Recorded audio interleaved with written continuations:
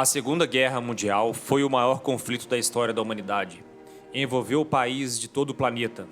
De um lado estavam os Estados Unidos, Inglaterra e aliados, e do outro, a Alemanha nazista e os países do eixo.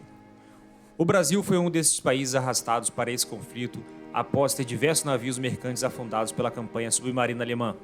Como resposta, o Brasil enviou uma força expedicionária para combater o eixo na Itália. A atuação da Força Expedicionária na Europa é uma das mais importantes páginas da história militar brasileira.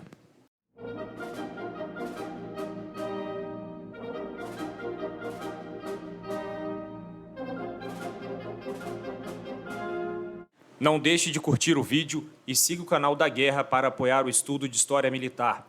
Este é o segundo episódio da série sobre a participação brasileira na Segunda Guerra Mundial. Você pode encontrar o link para o primeiro episódio na descrição do vídeo. A Alemanha nazista de Adolf Hitler invadiu a Polônia em setembro de 1939. O Reino Unido e a França responderam declarando guerra à Alemanha.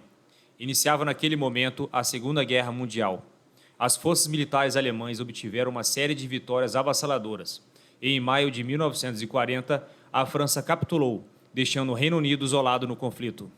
Após ter sua esperança de uma invasão às Ilhas Britânicas frustradas, após a Batalha da Inglaterra, Hitler iniciou uma campanha submarina para cortar as linhas de suprimento do Reino Unido. Em 1941, o Brasil cortou relações comerciais e diplomáticas com os países do eixo após o ataque japonês em Pearl Harbor. Em 1942, o Brasil teve diversos navios mercantes afundados por submarinos, ocasionando o reconhecimento do estado de beligerância pelo governo em agosto do mesmo ano. O governo do ditador Getúlio Vargas acertou o envio de uma força expedicionária para a Europa, com a finalidade de contribuir para o esforço de guerra aliado.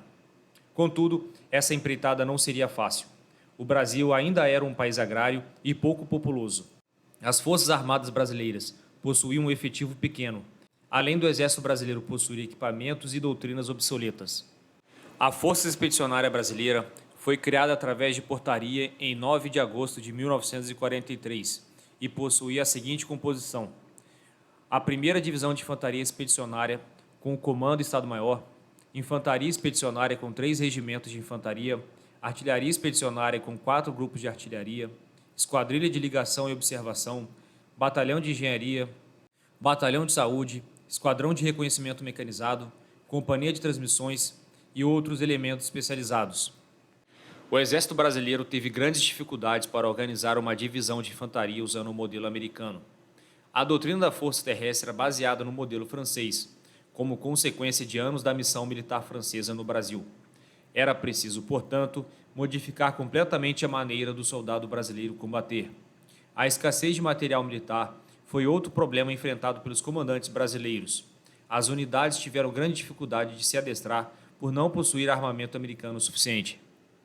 A instrução e adestramento das unidades componentes da 1ª Divisão de Infantaria Expedicionária ocorreu na cidade do Rio de Janeiro, então capital federal.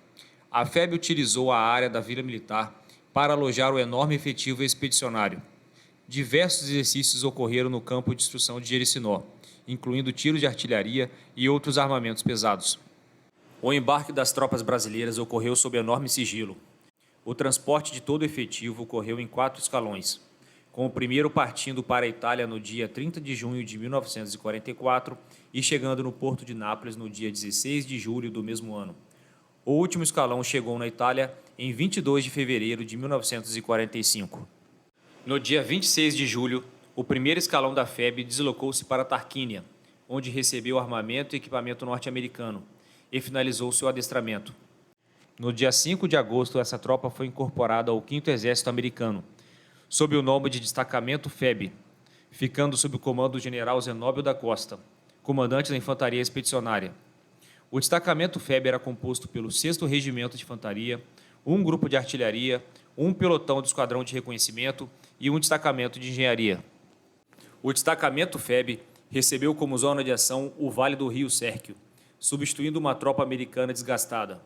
Os soldados brasileiros enfrentaram em 18 de setembro de 44 o seu batismo de fogo na região de Camaiore.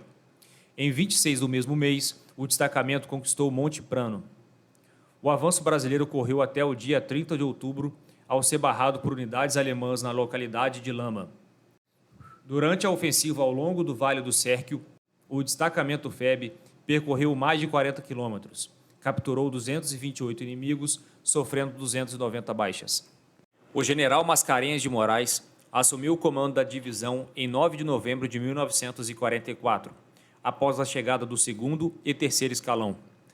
A primeira DIE foi incorporada ao 4º Corpo de Exército norte-americano e empregada no Vale do Rio Reno. No dia 24 e 25 de novembro, 2 batalhões de infantaria e o Esquadrão de Reconhecimento foram passados em reforço para a Task Force 45. A missão dessa unidade americana era conquistar as linhas de altura balizadas pelo Monte Castelo e Monte Belvedere. Os americanos conquistaram apenas o Monte Belvedere, que foi perdido após um contra-ataque de uma divisão de infantaria alemã. No dia 29, foi realizado um novo ataque a Monte Castelo, mas dessa vez sob a responsabilidade da primeira DIE. Entretanto, mais uma vez o ataque foi frustrado por uma forte resistência do inimigo. Outra tentativa sem sucesso de tomar Monte Castelo foi realizada pelas tropas brasileiras no dia 12 de dezembro. As operações foram encerradas com a chegada do inverno. Coube à FEB realizar uma defensiva para manter o avanço aliado. Este período foi utilizado para melhorar a instrução deficiente que a maior parte do efetivo tivera. Foram realizadas patrulhas para inquietar o inimigo e adestrar a tropa brasileira. Com o fim do inverno, o 4º Corpo de Exército mais uma vez se preparou para conquistar as linhas de altura de Monte Castelo. Dessa vez, a frente seria dividida entre as tropas brasileiras e a recém-chegada 10ª Divisão de Montanha norte-americana. Nos dias 19 e 20 de fevereiro de 1945, a 10ª Divisão atacou e conquistou o Monte Belvedere, o que possibilitou o ataque ao Monte Castelo. No dia 21 de fevereiro, a primeira DIE atacou as posições alemãs e às 17 horas e 30 minutos, elementos do 1º Regimento de Infantaria conquistaram o cume da importante elevação. Além da importante vitória em Monte Castelo, a FEB enfrentou tropas alemãs em diversos pontos de sua frente. O 2º Batalhão do 1º Regimento de Infantaria venceu a resistência inimiga no dia 25 de fevereiro em La Serra. Já em 5 de março, tropas do 6º e 11º Regimento de Infantaria atacaram e conquistaram a localidade de Castão Novo. A ofensiva do 4º Corpo foi um sucesso e a estrada para o norte da Itália estava aberta. O comando aliado na Itália decidiu realizar uma grande ofensiva com os 2 exércitos operando na península, o 5º Exército americano e o 8º Exército britânico. O objetivo da ofensiva era expulsar as tropas alemãs da Itália. A FEB, integrante do 5º Exército, não ficou de fora desta grande operação.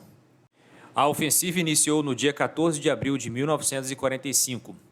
Coube às tropas brasileiras a conquista e manutenção da região de Montese, Cota 888 e Montelo.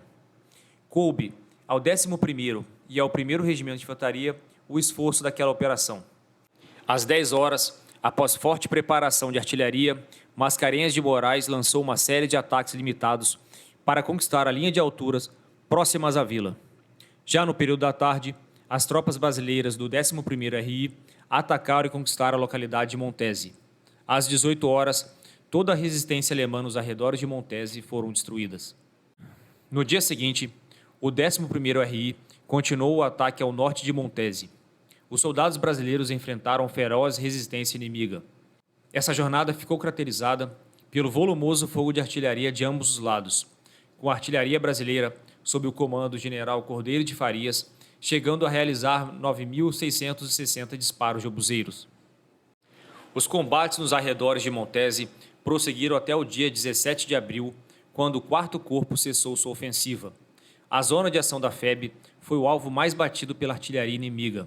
Neste período, o maciço de Montese recebeu mais tiro que todos os outros setores do 4º Corpo, constituído por 4 divisões, fato que revela a importância das elevações conquistadas pelas tropas brasileiras.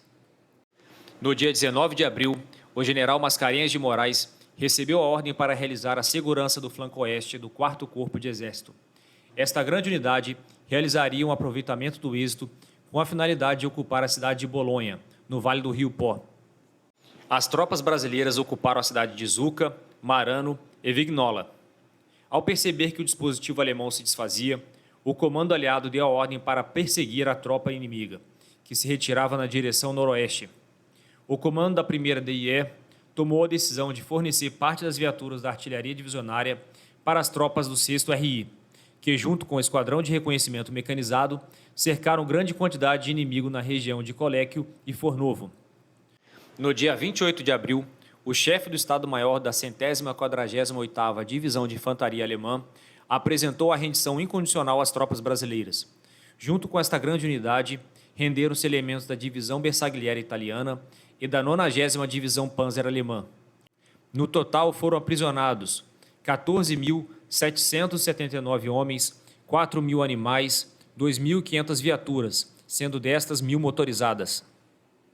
Após essa importante vitória, as tropas brasileiras receberam a missão de ocupar a cidade de Alessandria, onde em 8 de maio de 1945 receberam a notícia do fim da guerra com a vitória aliada na Europa. Apesar dos críticos, a atuação da Força Expedicionária Brasileira foi alvo de grandes elogios por parte dos comandantes norte-americanos e merece grande destaque. Ao longo dos pouco mais de 6 meses em campanha, as tropas brasileiras perderam 454 homens mortos em combate, além de milhares de feridos, para que a bandeira brasileira estivesse entre aquelas que defenderam o mundo do terror do nazifascismo. Se você gostou do vídeo, não deixe de curtir e se inscreva no canal para apoiar o estudo de História Militar. Muito obrigado e até a próxima!